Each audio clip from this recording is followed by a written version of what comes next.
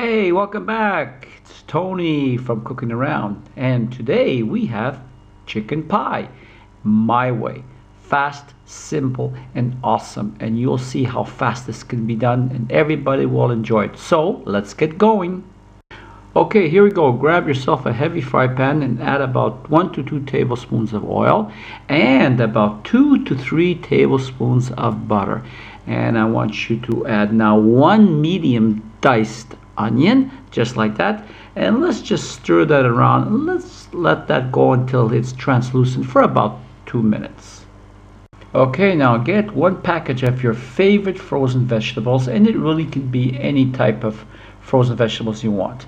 So I want you to put that in here, but I want you to remember that they are frozen. Now, mine have been a little thawed out already, but what I want you to do now is I want you to put the heat on high, and I want you to evaporate the water.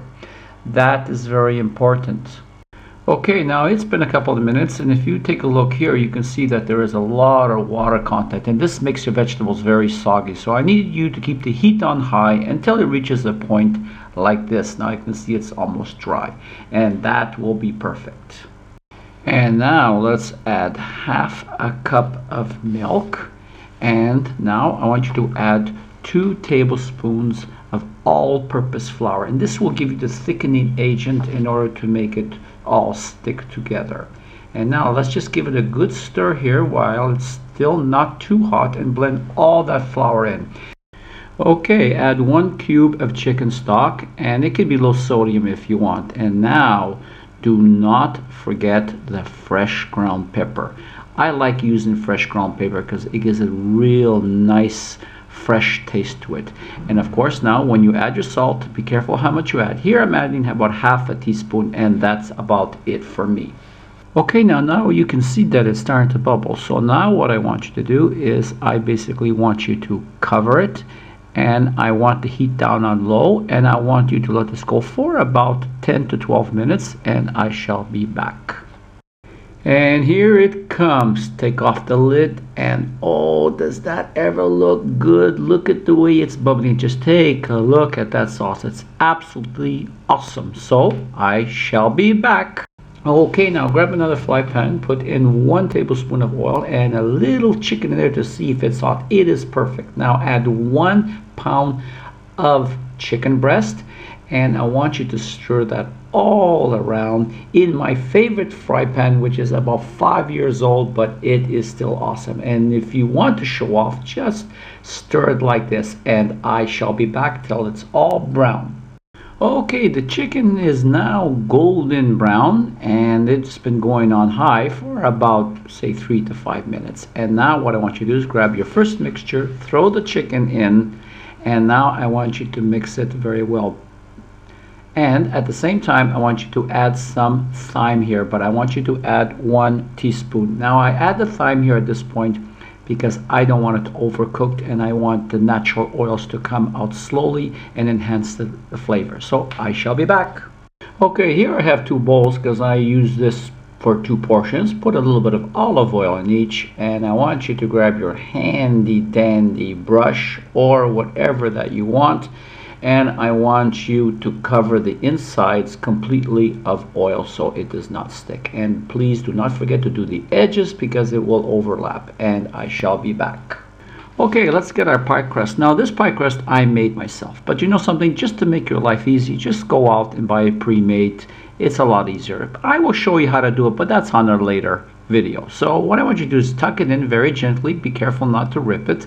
And then what I want you to do is I want you to make sure all the air pockets are out of it, and grab now your handy dandy knife, and I want you to cut it all the way around, just right up to the edge like that, and I shall be back.